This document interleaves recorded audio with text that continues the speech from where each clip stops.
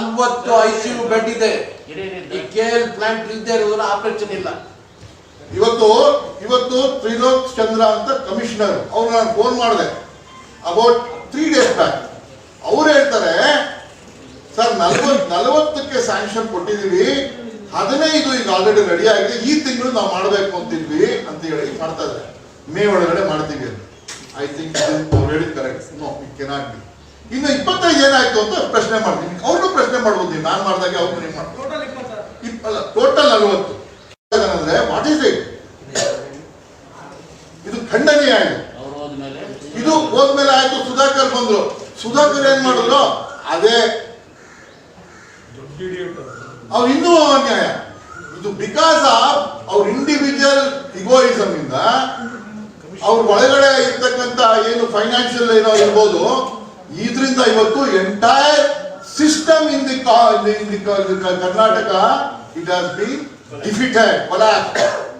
ಇವತ್ತೇನಾಗಿದೆ, ನೀವು disaster management act ಅಂತ ಒಂದಿದೆ. ಈ ಎಂಟೈರ್ ಇದನ್ನ ಇವತ್ತು ಡಿಸಾಸ್ಟರ್ ಮ್ಯಾನೇಜ್ಮೆಂಟ್ ಆಕ್ಟ್ ಅಲ್ಲಿ ನೀವು ಅಡ್ಮಿನಿಸ್ಟ್ರೇಟ್ ಮಾಡ್ತಾ ಇದ್ದೀರಾ. ನೀವು ಅಡ್ಮಿನಿಸ್ಟ್ರೇಟ್ ಮಾಡ್ತಿರೋದಕ್ಕೆ ಜಾಸ್ತಿ ಒತ್ತು ಕೊಡ್ತಾ ಇರೋದು ಪ್ರೈಮ್ ಮಿನಿಸ್ಟರ್. ಅದಕ್ಕೆ ಆರನೇ ಡಿಸಾಸ್ಟರ್ ಮ್ಯಾನೇಜ್ಮೆಂಟ್ ಒಂದು ಮೀಟಿಂಗ್ ಕರೆದಿದ್ದಾರೆ. ಲಾಸ್ಟ್ ಮೀಟಿಂಗ್ ಯಾವಾಗ ಗೊತ್ತಾ ನಿಮ್ಗೆ? 2018 prime minister chaired it. After that no meeting under that act. ಇವತ್ತು ಯಾವುದೇ ಆಕ್ಟ್ ಮಾಡಿಲ್ಲ. ಯಾಕೆ ಮಾಡಿಲ್ಲ?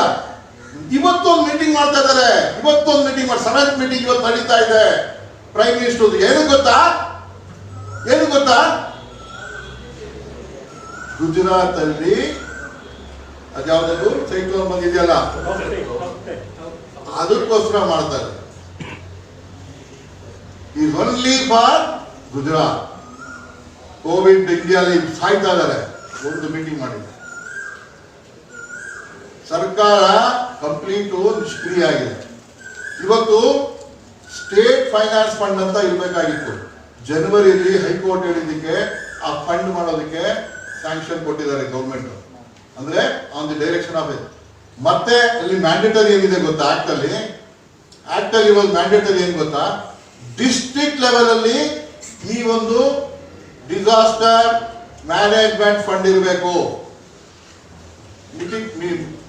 ಮಿಟಿಗೇಟ್ ಮ್ಯಾನೇಜ್ಮೆಂಟ್ ಫಂಡ್ ಇರಬೇಕು. ಈ ಎರಡು ಯಾವುದೇ ತರದ ಇವತ್ತವರೆಗೂ ಮ್ಯಾನೇಜ್ಮೆಂಟ್ ಫಂಡ್ ಇಲ್ಲ. ಅಂಡ್ ನೀವು ಇವತ್ತು ಡಿಸಾಸ್ಟರ್ ಮ್ಯಾನೇಜ್ಮೆಂಟ್ ಆಕ್ಟ್ ಕೆಳಗಡೆ ನೀವು ಸಂಪೂರ್ಣವಾಗಿ ಮಾಡಬೇಕು ಆಗಿದ್ರೆ ನಿಮಗೆ ಈ ಒಂದು ಪ್ಯಾರಾಮೀಟರ್ಸ್ ನೆಲ್ಲ ಫುಲ್ಫಿಲ್ ಮಾಡಿದ್ರೆ ಮಾತ್ರ ಡಿಸಾಸ್ಟರ್ ಮ್ಯಾನೇಜ್ಮೆಂಟ್ ಆಕ್ಟ್ ನ ಪೂರ್ಣ ಪ್ರಮಾಣದಲ್ಲಿ ಅನುಷ್ಠಾನಕ್ಕೆ ತರಬಹುದು. ಆದ್ರೆ ನಿಮಗೆ ಎಷ್ಟು ಬೇಕೋ ಅಲ್ಲಿ ಪಿಕ್ ಮಾಡ್ತೀರಾ, ಎಲ್ಲಿ ಬೇಕೋ ಅಲ್ಲಿ ಚೂಸ್ ಮಾಡ್ತೀರಾ, ಎಲ್ಲಿ ಬೇಕೋ ಅಲ್ಲಿ ನಿಮಗೆ ಅವಕಾಶ ಇದ್ದಂಗೆ ಹಣದ ಕಾಸಿನ ಹೆಚ್ಚು ಕಮ್ಮಿ ಆದಾಗ ಅಲ್ಲಿ ಹೆಂಗ್ ಬೇಕೋ ಹಂಗ್ ಮಾಡ್ತೀರಾ. ಎಲ್ಲಿ ನಿಮಗೆ ಇಷ್ಟ ಬಂದ್ರೆ ಕಮಿಷನ್ ಬರೋದಿದ್ರೆ ಅಲ್ಲಿ ಮಾಡ್ತೀರಾ, ಬಿಡ್ತೀರಾ. ಇದರಿಂದ ಇವತ್ತು ಎಂಟೈರ್ ಸಿಸ್ಟಮ್ ಕೆಟ್ಟಿದೆ. ಓವರ್ ಆಲ್ ಸಿಸ್ಟಮ್ ಯಾಕಪ್ಪ ಕೆಟ್ಟಿದೆ ಅಂದ್ರೆ just because of you pick and choose in the taking decision in the making effective Covid management and protect ಮಾಡೋದಕ್ಕೆ ಜನಗಳಿಗೆ ನಿಮ್ಗೆ ಆಗ್ತಾ ಇರೋದು. ನೀವು ಸಂಪೂರ್ಣವಾಗಿ ನಿಮ್ಮ ಒಂದು ಜ್ಞಾನವನ್ನ ಅದ್ರಲ್ಲಿ ಹಾಕಿಲ್ಲ. ಹೇಳಿದ್ರೆ ಇವತ್ತು ಈ ಫೈನಾನ್ಸಿಯಲ್ ಅರೇಂಜ್ಮೆಂಟ್ ನಾನು ಹೇಳಿದ್ರೆ ಈಗ ನೋಡಿ, disaster mitigation and response fund state every state ಅಲ್ಲಿ ಇರಬೇಕು. ಅದು ಜನವರಿ ನಿಮ್ಮ ಹೈಕೋರ್ಟ್ ಹೇಳಿದ ಮೇಲೆ ಮಾಡಿದ್ದಾರೆ. ಅದು ನೆಕ್ಸ್ಟ್ ಏನ್ ಮಾಡಬೇಕು, ಇವರು ಡಿಸಾಸ್ಟರ್ ಮ್ಯಾನೇಜ್ಮೆಂಟ್ ಪ್ಲಾನ್ ಒಂದು ತಯಾರು ಮಾಡಬೇಕು. ಎಲ್ಲಿದೆ ಸ್ವಾಮಿ ನಿಮ್ ಕೋವಿಡ್ಗೆ ಪ್ಲಾನು? ದಯವಿಟ್ಟು ನೀವು ಯಾವತ್ತರ ಕೇಳಿದ್ದೀರಾ? ಸರ್ಕಾರದಲ್ಲಿ ನಿಮ್ಗೆ ಏನಾದ್ರು ಹೇಳಿದಾರ? ವಿ ಹ್ಯಾವ್ ಅ ಪ್ಲಾನ್, ನಾವು ಡೆಸ್ಟಿನೇಷನ್ ಹಿಂಗಿರ್ಬೇಕು. ಇವತ್ತು ಸೆಕೆಂಡ್ ವೇವ್ ನಡೀತಾ ಇದೆ. ಆ ಸೆಕೆಂಡ್ ವೇವ್ ನಾವು ಟ್ಯಾಕಲ್ ಮಾಡೋದಕ್ಕೆ ನಮ್ಮ ಪ್ಲಾನು ಏನಿದೆ, ವಿಚ್ ಈಸ್ ಅವರ್ ವಿಷನ್. ನಿಮ್ಮ ಸ್ಟೇಟ್ ಅಲ್ಲಿ ನೀವು ಒಂದು ಪ್ಲಾನ್ ತಯಾರು ಮಾಡಿದ್ದೀರಾ? No plan. ಮತ್ತೆ ನೀವು ಸುಮ್ಮನೆ ಎಲ್ಲಿ ಬೇಕೋ ಅಲ್ಲಿ ನಿಮಗೆ ನೆನ್ನೆ ಒಂದು ಎಕ್ಸ್ಟೆಂಡ್ ಮಾಡೋದಕ್ಕೆ ಒಂದು ಆರ್ಡರ್ ಮಾಡಿದ್ದಾರೆ ರವಿಕುಮಾರ್ ಅವರು, ಚೀಫ್ ಸೆಕ್ರೆಟರಿ. ಅವ್ರು ಹೆಂಗ್ ಬೇಕೋ ಹಂಗ ಒಂದೊಂದು ಪ್ಲಾನ್ ಮಾಡ್ಕೊಂಡು ಹೆಂಗ್ ಬೇಕೋ ಹಂಗ ಅವ್ರಿಗೆ ಅನುಕೂಲಕ್ಕೆ ತಕ್ಕಂತೆ ಅವ್ರು ಹೋಗ್ತಾರೆ. ಇವತ್ತು ಇಂಥ ಸಮಯದಲ್ಲಿ ಡಿಸ್ಟ್ರಿಕ್ಟ್ ಲೆವೆಲ್ ಅಲ್ಲಿ ಫಂಡ್ ಕ್ರಿಯೇಟ್ ಮಾಡಬೇಕು. ಪ್ರತಿ ಡಿಸ್ಟ್ರಿಕ್ಟ್ ಅಲ್ಲೂ ಡಿಸಾಸ್ಟರ್ ಮ್ಯಾನೇಜ್ಮೆಂಟ್ ಮಿಟಿಗೇಟೆಡ್ ರೆಸ್ಪಾನ್ಸ್ ಫಂಡ್ ಇರಬೇಕು. ಮಿಟಿಗೇಷನ್ ಅಂದ್ರೆ ಏನು? ನಾವು ಶಮನ ಮಾಡ್ತಕ್ಕಂಥದ್ದು ಯಾವುದನ್ನ, ಈ ಒಂದು ಕಾಯಿಲೆನ ಶಮನ ಮಾಡ್ತಕ್ಕಂಥದ್ದಕ್ಕೆ ಒಂದು ಫಂಡ್ ಕ್ರಿಯೇಟ್ ಮಾಡಬೇಕು ಅಂತಿದೆ. ಆದ್ರೆ ಇವತ್ತು ಆ ಒಂದು ಕೆಲಸವನ್ನು ಈ ಸರ್ಕಾರ ಯಾವುದೇ ರೀತಿಯಲ್ಲೂ ಮಾಡದೇ ಇರೋದು ಒಂದು ದೌರ್ಭಾಗ್ಯ ಆಗಿದೆ. ಇವತ್ತು ನಿಮ್ಗೆ ಬ್ಲ್ಯಾಕ್ ಫಂಗಸ್ ಬಂದಿದೆ. ಬ್ಲ್ಯಾಕ್ ಫಂಗಸ್ ಬಂದಿರೋದು ಅದಕ್ಕೆ ಮೆಡಿಸನ್ ನೀವು ಕೊಡೋದಕ್ಕೆ ನಿಮ್ ಕೈಲಿ ಮೆಡಿಸನ್ ಇವತ್ತಿಗೂ ಕೊಟ್ಟಿಲ್ಲ. ನಾನು 4 ದಿವಸದಿಂದ ನಿಮ್ಮ ಮಿನಿಸ್ಟರ್ PR ಮರಾವೇಗೌಡ ಅಂತ ಇದ್ದಾರೆ, ಅವ್ರಿಗೆ ಮತ್ತು ಆ ಇನ್ನೊಬ್ಬ ವಿಶಾಲ್ ಅಂತಾನೆ ವಿಕಾಸ್ ಅಂತ ಒಬ್ರು ಡಾಕ್ಟರ್ IAS ಅವ್ರನ್ನ ಹಾಕಿದ್ದಾರೆ. ಅವ್ರು ನಾವು ಭೇಟಿ ಮಾಡಿದ್ರೆ ನೋ ರೆಸ್ಪಾಂಡ್. ಜನರಲ್ ಪಬ್ಲಿಕ್ ಏನ್ ಕೊಡ್ಬೋದು ಇವ್ರು ರೆಸ್ಪಾಂಡು? ಯಾವ್ದೋ ಒಂದು ಪೇಷಂಟ್ ನನ್ನ ಹತ್ರ ಬಂದ್ರು, ಅವ್ರಿಗೆ ನಾನು ಏನಾರ ಮಾಡಿ ಇಂಜೆಕ್ಷನ್ ಕೊಡಿಸ್ಬೇಕು ಅಂತೇಳಿ ಬೆಳಿಗ್ಗೆಯಿಂದ ರಾತ್ರಿ 100 ಫೋನ್ ಮಾಡಿರ್ಬೋದು, 50 ಜನ ಅಧಿಕಾರಿಗಳಿಗೆ. ಇವತ್ತರೆಗೂ ಯಾರು ಕೈ ಸಿಕ್ಕೋದಿಲ್ಲ. ಇವತ್ತು ಎಪಿಡೆಮಿಕ್ ಅಂತ WHO ಹೇಳಿದೆ. ಬ್ಲ್ಯಾಕ್ ಫಂಗಸ್ ನ ಅಪಿಡೆಮಿಕ್ ಅಂತ ಹೇಳಿ ಮಾಡಿದ್ದಾರೆ. ಇವತ್ತು ಅಪಿಡೆಮಿಕ್ ಆಕ್ಟ್ಗೆ ಕೆಳಗಡೆ ಬರ್ತಕ್ಕಂಥದ್ದು ಇವತ್ತು ಆಗಿದೆ. ಮೆಡಿಸನ್ ನೀವು ಪ್ರಕ್ಯೂರ್ ಮಾಡ್ಕೊಡ್ತಕ್ಕಂಥ ರೀತಿಯಲ್ಲಿ ಇಲ್ಲದೆ ಇದ್ದಾಗ ಇವತ್ತು ಸಾಯ್ತಾ ಇದ್ದಾರೆ. ಕೋವಿಡ್ ಇಂದ ಆಚೆ ಬಂದ್ರು ಇನ್ನೊಂದು ಜೈಲ್ ಇದೆಯಪ್ಪ, ನೆಕ್ಸ್ಟ್ ಇನ್ನೊಂದು ಹಂತ ನಮ್ಮ ಲೈಫಲ್ಲಿ ಇನ್ನೂ ಒಂದು ಇನ್ಫೆಕ್ಷನ್ ಆಗುತ್ತೆ ಅನ್ನೋ ಭಯ ಇವತ್ತು ಇಡೀ ನಮ್ಮ ರಾಜ್ಯದಲ್ಲಿ ಹುಟ್ಟಿದೆ. ಕೋವಿಡ್ ಇಂದ ಬಚಾವಾದ ತಕ್ಕಂಗೆ ಅವ್ನು ಬಚಾವಾದ ಅಂತ ಅಲ್ಲವೇ ಅಲ್ಲ, ಈ may get black fungus. So ಇಂಥ ಪರಿಸ್ಥಿತಿಗೆ ದುಗ್ತಾ ಇದ್ದಾರೆ ನಮ್ಮ ರಾಜ್ಯ ಸರ್ಕಾರ. ಯಾವುದೇ ಯೋಜನೆ ಇಲ್ಲ, ಯಾವುದೇ ಫಂಡ್ ಇಲ್ಲ, ನಿಮ್ಮ ಆಕ್ಟ್ ಪ್ರಕಾರ ಯಾವುದು ನಡ್ಕೋತಾ ಇಲ್ಲ, ನೀವು ಯಾವುದು ಫೋರ್ಸ್ ಇಟ್ಕೊಂಡಿಲ್ಲ. ನಿಮ್ಗೆ ಇಷ್ಟ ಬಂದಂಗೆ ಆಡೋದು, ಇಷ್ಟ ಬಂದಂಗೆ ತೆಗೆಯೋದು, ಚೇಂಜ್ ಮಾಡೋದು, ಇದು ಒಂಥರ ಮಹಾಬತ್ ತಿಂಗಳ ರೀತಿಯಲ್ಲಿ ಕೋವಿಡ್ ನಿರ್ವಹಣೆ ನಡೀತಾ ಇದೆ. ಇದು ಬಹಳ ನೋವಿಂದ ನಾನು ಹೇಳ್ತಾ ಇದ್ದೀನಿ. ದಯವಿಟ್ಟು ತಾವು ಏನು ಸೆಕೆಂಡ್ ವೇವ್ ಅಂತ ಲಾಸ್ಟ್ ನವೆಂಬರ್ ಅಲ್ಲೇ ಮಾಡಿತ್ತು, ಆದ್ರೆ ಇವತ್ತವರೆಗೂ ಅದರ ಯಾವುದೇ ತರದಲ್ಲೂ ಆ ಒಂದು expert committee, technical committee advice ತಗೊಳ್ದಿರ ಇವತ್ತು ಸರ್ವನಾಶ ಆಗೋ ರೀತಿಯಲ್ಲಿ ನಮ್ಮ ರಾಜ್ಯವನ್ನ ತಳ್ತಾ ಇದ್ದೀರಾ. ಇದಕ್ಕೆ ನಾನು ಖಂಡನೀಯ. ದಯವಿಟ್ಟು ಇವತ್ತು ಈ ರಾಜ್ಯವನ್ನ ಉತ್ತಮ ಸ್ಥಿತಿಗೆ ತರಬೇಕಾದ್ರೆ ನನ್ನ ಪ್ರಕಾರ we need emergency, health emergency ತರಬೇಕು. ಹೆಲ್ತ್ ಎಮರ್ಜೆನ್ಸಿ ಅಂದ್ರೆ ಏನು? ಎಂಟೈರ್ ಎಲೆಕ್ಟೆಡ್ ಬಾಡಿನ ಆಚೆಡಿ, ಎಂಟೈರ್ ಗವರ್ಮೆಂಟ್ ನ ಆಚೆಡಿ, let the chief secretary and his team take over the entire state and do the needful. ಇವರು ಈ ಕೋತಿ ಕೈಗೆ ಮಾಣಿಕ್ಯ ಕೊಟ್ಟಂಗೆ ಆಗೋಗಿದೆ. ಆ ರೀತಿ ನಡೆಸ್ಕೋತಾ ಇದ್ದಾರೆ ರಾಜ್ಯ. ದಯವಿಟ್ಟು ಇದು ನಾನು ಹೇಳ್ತಕ್ಕಂಥದ್ದು, ಇವತ್ತು ಈ ಗೌರ್ಮೆಂಟ್ ನ ತೆಗೆದು ಹೊತ್ತಾಕಿ ಇವತ್ತು ಚೀಫ್ ಸೆಕ್ರೆಟರಿ ಅವ್ರ ಮುಖಾಂತರ ಮಾಡ್ತಕ್ಕಂಥ ಕೆಲಸವನ್ನ ಮಾಡಿದ್ರೆ ಮಾತ್ರ ಇವರು ಅಥಾರಿಟಿ. ಪ್ರತಿಯೊಂದಕ್ಕೂ ಇವರು MLAಗಳು ಇವರು ಬೆಡ್ಗಳು ರಿಸರ್ವ್ ಮಾಡೋದು, ಇದೇನಿದು? ಜನಗಳಿಗೋಸ್ಕರ ಇದ್ದಾರೆ ಇವರು, ಅಥವಾ ಅವ್ರ ಮನೆಯವ್ರಿಗೆ ಅಥವಾ ಇನ್ಯಾರೋ ಒಬ್ಬರಿಗೆ ಬೆಳೆಸೋಕೆ ದುಡ್ಡು ಮಾಡೋದಕ್ಕೋಸ್ಕರ ಇದ್ದಾರೆ? ಎಸ್ಪೆಷಲಿ ನೀವು ಹಾಸ್ಟೆಲ್ ಪ್ಲಾಂಟ್ ಬಗ್ಗೆ ಮಾತಾಡ್ತಾರಲ್ಲ, ಅದೇ ಪಾಯಿಂಟ್ ನಾನು ಬ್ರೀಫ್ ಆಗಿ ಎಕ್ಸ್ಪ್ಲೈನ್ ಮಾಡೋದು. ಸ್ವಲ್ಪ ಕನ್ಫ್ಯೂಷನ್ಸ್ ಇದೆ. ರಾಜ್ಯಕ್ಕೆ ಬಂದಿರೋದು 200 ಕೋಟಿನ, ದೇಶಕ್ಕೆ ಬಂದಿರೋ 200 ಕೋಟಿನ?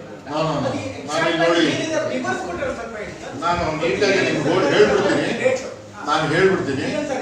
ಕಾಮಗಾರಿಗಳನ್ನು ಅಲ್ಪಾವಧಿ ಟೆಂಡರ್ ಮೂಲಕ ಅಂದಾಜು 207.98 ಕೋಟಿ ಅಂದ್ರೆ ಲಕ್ಷ ಈಗ ಹಾಕಿದ್ದಾರೆ. ಏನ್ ಲಕ್ಷ? ಅದು 20,798 ಲಕ್ಷ ವೆಚ್ಚದಲ್ಲಿ ಕೈಗೊಳ್ಳಲು ಆಡಳಿತಾತ್ಮಕ ಅನುಮೋದನೆ ನೀಡಲಾಗಿದೆ.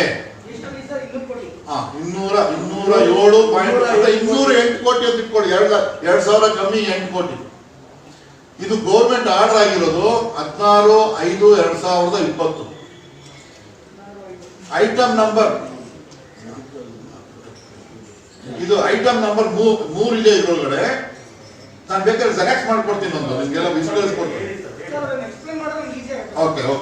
ಇದರಲ್ಲಿ ನೋಡಿ, ಡಿಸ್ಟ್ರಿಕ್ಟ್ ಲೆವೆಲ್ ಅಲ್ಲಿ ಹಾಸ್ಪಿಟಲ್ಸ್ ಅಲ್ಲಿ 125 beds with 1 number of 6 KL liquid oxygen plant ಹಾಕಬೇಕು ಅಂತ ಇದರಲ್ಲಿ ಸ್ಯಾಂಕ್ಷನ್ ಕೊಟ್ಟಿದ್ದಾರೆ, ಅಡ್ಮಿನಿಸ್ಟ್ರೇಟಿವ್ ಸ್ಯಾಂಕ್ಷನ್. ಅವತ್ತು ಇದು ಬಂದು ಹೆಲ್ತ್ ಡಿಪಾರ್ಟ್ಮೆಂಟ್, ಆರೋಗ್ಯ ಮತ್ತು ಕುಟುಂಬ ಇಲಾಖೆ, ಕಲ್ಯಾಣ ಇಲಾಖೆ.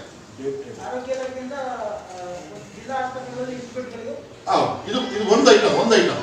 ಎರಡನೇ ಐಟಮ್ ತಾಲೂಕ್ ಲೆವೆಲ್ ಹಾಸ್ಪಿಟಲ್ಗಳಲ್ಲಿ 50 ಬೆಡ್ಗಳಿಗೆ 146 ಸಂಖ್ಯೆ, ಅಂದ್ರೆ 50 ಬೆಡ್ ಇರ್ತಕ್ಕಂಥ ಹಾಸ್ಪಿಟಲ್ 146 ಸಂಖ್ಯೆ ಅಂದ್ರೆ ಅವ್ರಿಗೆ ಒಂದು ಯೂನಿಟ್ ಮಾಡೋದಕ್ಕೆ, ಆ ಒಂದು ಬೆಡ್ ಹಾಕಿ ಒಂದು ಯೂನಿಟ್ ಮಾಡೋದಕ್ಕೆ 55 ಲಕ್ಷ ರೂಪಾಯಿ ಅಂತ. ಅದು 146ಕ್ಕೆ ಒಟ್ಟು 80 ಕೋಟಿ 30 ಲಕ್ಷ. ಮತ್ತು ಕಮ್ಯುನಿಟಿ ಹೆಲ್ತ್ ಸೆಂಟರ್ಸ್ 30 ಬೆಡ್ ಇರುವಂತದ್ದಕ್ಕೆ ಇದು 206 ನಂಬರ್ ಇದೆ.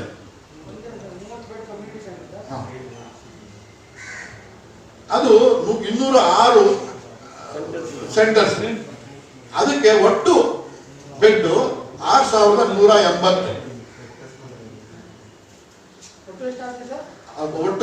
ಒಟ್ಟು ಬೆಡ್ 6180. ಅದಕ್ಕೆ ಬಂದು 98.88 ಕೋಟಿ. ಇದು ಎರಡು ಬಂದು ಆಕ್ಸಿಜನ್ ಕೊಟ್ಟಿರೋದಿಲ್ಲ, ಬರೀ ಆಕ್ಸಿಜನ್ ಕೊಡೋದು 2413 ಬೆಡ್ ಮಾತ್ರ. ಆಕ್ಸಿಜನ್ ಇಲ್ಲ, ಬಟ್ ಅವ್ರಿಗೆ ಇಲ್ಲಿಂದ ಸಪ್ಲೈ ಮಾಡ್ಬೋದಲ್ಲ, ಇಲ್ಲಿಂದ ಸಪ್ಲೈ ಮಾಡ್ಬೋದು. ಈಗ ನೀವು ಡಿಸ್ಟ್ರಿಕ್ಟ್ ಲೆವೆಲ್ ಹಾಸ್ಪಿಟಲ್ಗೆ 18 ನಂಬರ್ ಮಾಡೋದಕ್ಕೆ ನೀವು ಅಪ್ರೂವಲ್ ತಗೊಂಡ್ರಿ. ಇವತ್ತವರೆಗೂ ನೀವು ಆಕ್ಸಿಜನ್ ಪ್ಲಾಂಟ್ ಎಷ್ಟು ಕಡೆ ಫಂಕ್ಷನ್ ಆಗಿದೆ, ನೀವು ಅಲ್ಪಾವಧಿ ಟೆಂಡರ್ ಕರೆದ ಮೇಲೆ ನೀವು 50 ಡೇಸ್ 60 ಡೇಸ್ ಅಲ್ಲ ಫಿನಿಶ್ ಆಗಬೇಕು ಕೆಲಸ. That is the intention. ಆದ್ರೆ ಇವತ್ತು ನೀವು ಆ ಕೆಲಸನೇ ಮಾಡದೆ ಒಂದು ಇವತ್ತವರೆಗೂ ನೀವು ಎಸ್ಟಾಬ್ಲಿಷ್ ಮಾಡಿದ್ದೀರಾ. ಇವತ್ತು ಜಿಲ್ಲೆಗಳಲ್ಲಿ ಆಕ್ಸಿಜನ್ನು ಬೇರೆ ಕಡೆಯಿಂದ ಸರಬರಾಜು ಮಾಡ್ತಾ ಇರ್ತಕ್ಕಂಥ ವ್ಯವಸ್ಥೆನ ನೀವು ಮಾಡಿದ್ದು ಯಾಕೆ? ನಿಮಗೆ ಇವತ್ತು ಡೆಲ್ಲಿ ಹೈಕೋರ್ಟ್ಗೆ ಒಂದು ಡೈರೆಕ್ಷನ್ ಕೊಟ್ಟಿದೆ. ನೆನ್ನೆ ಏನಂತ ಕೊಟ್ಟಿದೆ ಡೆಲ್ಲಿಗೆ? You make yourself a oxygen plant in your premises. Let the Delhi Development Authority may exempt and give relaxation in bylaws, building bylaws ಅಂತ ಹೇಳಿದೆ. ಅದರ ಅರ್ಥ ನಿಮಗೆ ಸೆಟ್ ಬ್ಯಾಕ್ ಎಲ್ಲ ಇಟ್ಕೊಡಿ, ಏನಾರ ಮಾಡಿ ನಿಮ್ಮ ಒಂದು ಪ್ಲಾಂಟ್ ನಿಮ್ಮ ಪ್ರಿಮಿಸಸ್ ಅಲ್ಲೇ ಇಡಿ. ಅದಕ್ಕೆ ನೀವು ಹೈಕೋರ್ಟ್ ಡಿಸಿಷನ್ ಕೊಟ್ಟಿದೆ. ನಿಮಗೆ ಇದು ವ್ಯವಸ್ಥೆ ಆಗಿ 1 ವರ್ಷ ಹೆಚ್ಚು ಕಮ್ಮಿ ಆಯ್ತಲ್ಲ, ಇವತ್ತು ನೀವೇನ್ ಮಾಡ್ತಿದ್ದೀರಾ? ನೀವು ಕಿತ್ತಾಡ್ತಾ ಇದ್ದೀರಾ. Sriramulu, why you done like this? You are speaking ನಾಚಿಕೆ ಆಗೋದಿಲ್ವಾ? ಕಾಂಗ್ರೆಸ್ ಇಂದ ಆಯ್ತು ಅಂತ ನೀನ್ ಯಾಕೆ ಇದು ಮಾಡಿದ್ರೆ ನಿನ್ಗೆ ಇವತ್ತು ಯಾರು ಸಾಯ್ತಾ ಇದ್ದಾರೆ, ಬಹಳ ಜನ ಸಾಯ್ತಾ ಇರೋದು ಏನು ಗೊತ್ತಾ? ನೀವು ಆಕ್ಸಿಜನ್ ಸರಿಯಾದ ರೀತಿಯಲ್ಲಿ ಸರಬರಾಜು ಆಗ್ತೀರಾ. ನೀವು ICU ಹೋಗೋರಿಗೂ 5 ದಿವಸ ಇರ್ತಾನೆ ಅವನು ಆಚೆ ಕಡೆ, ಎಲ್ಲಿ ಫುಟ್ಪಾತ್ ಅಲ್ಲಿ ಅಥವಾ ಇನ್ನೆಲ್ಲೋ. ಅವ್ನಿಗೆ ಆಕ್ಸಿಜನ್ ಇರ್ತೀರಾ, ಅವ್ನು ಹಾಸ್ಪಿಟಲ್ ಒಳಗೆ ಹೋಗ್ತಾನೆ, ICU ಒಳಗೆ ಹೋಗ್ತಾನೆ. ಈಗ ಆಲ್ರೆಡಿ ಅವ್ನು ಅರ್ಧ ಪ್ರಾಣ ಹೋಗ್ಬಿಟ್ಟಿರ್ತದೆ. ಅವ್ನು ಅರ್ಧ ಪ್ರಾಣ ICU ಒಳಗಡೆ ಹೋದ್ರೆ ಅವ್ನು ಎಲ್ಲಿ ಉಳಿತಾನೆ? ಅವ್ನು ಪಂಪ್ ಮಾಡ್ತಾರೆ, ಬಿಲ್ ತಗೋತಾರೆ, ಒಂದು 5-6 ಲಕ್ಷ ರೂಪಾಯಿ ತಗೊಳ್ತಾರೆ, ಆಮೇಲೆ dead body. This is what happening today. Why ನಮ್ಮ ದೇಶದ ನಮ್ಮ ಕರ್ನಾಟಕದಲ್ಲಿ 400-500 ಜನ ಸಾಯ್ತಾ ಇರೋದು ಯಾಕಪ್ಪ ಅಂದ್ರೆ ದಿಸ್ ಇಸ್ ದ ರೀಸನ್. ಇದು ಯಾವ್ದಕ್ಕೆ ನಡೀತಾ ಇದೆ? ನಿಮ್ಮ ವೈಯಕ್ತಿಕ ಪ್ರತಿಷ್ಠೆ, ಕಮಿಷನ್, ಇದು ನಡೀತಾ ಇರೋದು. ಇದನ್ನ ನಾವು ಯಾರು ಕೇಳದೇ ಇರೋದು ಎಂತ ದೌರ್ಭಾಗ್ಯ. ಇದು ದಾಖಲೆ ಇದೆ. ನೀವು ಕಾಲೇಜುಗಳು ಮಾಡೋದಕ್ಕೆ ಅದಕ್ಕೂ ನೀವು 17 ಕಾಲೇಜ್ಗೆ 57 ಕೋಟಿ 17 ಲಕ್ಷ ಈಗ ಆಲ್ರೆಡಿ ಖರ್ಚು ಮಾಡಿದೀವಿ ಅಂತ ಹೇಳ್ತಾ ಇದ್ದಾರೆ. 17 hospital, that also includes Chamarajanagar hospital ಬರ್ತದೆ. ಅದಕ್ಕೆ ನೀವು ಆಕ್ಸಿಜನ್ ಪ್ಲಾಂಟ್ ಹಾಕ್ಬೇಕಾಗಿತ್ತಲ್ಲ ಇಷ್ಟೊತ್ತಿಗೆ, ಯಾಕೆ ಮಾಡಿಲ್ಲ ನೀವು? ಡಿಸ್ಟ್ರಿಕ್ಟ್ ಲೆವೆಲ್ಗಳಲ್ಲಿ 18ಕ್ಕೆ ನೀವು ಸ್ಯಾಂಕ್ಷನ್ ತಗೊಂಡಿದ್ದೀರಾ. ಮೇಲಿ ಲಾಸ್ಟ್ ಮೇ ಅಂದ್ರೆ 1 ವರ್ಷ ಆಯ್ತು. ಇವತ್ತು ಇವ್ರು ಹೇಳೋದಲ್ಲ, ನಾಳೆ ಮಾಡ್ತೀವಿ 1 ವಾರದಲ್ಲಿ ಅಂತ ದುರ್ದೆ ಇನ್ನೂ ಮಾಡಿಲ್ಲ. 15 ರೆಡಿ ಆಗಿದೆ ಅಂತ ಒಂದು ಮಿಸ್ಟರ್ ತ್ರಿಲೋಕ್ ಚಂದ್ರ ಸೇಸ್. ಯಾರು ಕೈ ಸಿಗೋದಿಲ್ಲ. ನಾನು ಇನ್ನೂ ಬಹಳ ಡೀಟೇಲ್ಸ್ ಕೇಳಿದ್ದೀನಿ ಅವ್ರಿಗೆ. I am already made an application before them, please procure me so and so details ಅಂತ. ಇವತ್ತು ಕೈಗೆ ನನ್ನ ಫೋನ್ ಅಂತ ಖಂಡಿತ ಹಾಕ್ಬಾರ್ದು. ಇದು ನಮ್ಮ ದೌರ್ಭಾಗ್ಯ. ಹೊಟ್ಟೆ ಉರಿಯಿಂದ ನಾನು ಇದು ಹೇಳ್ತಾ ಇದ್ದೀನಿ. Thank you.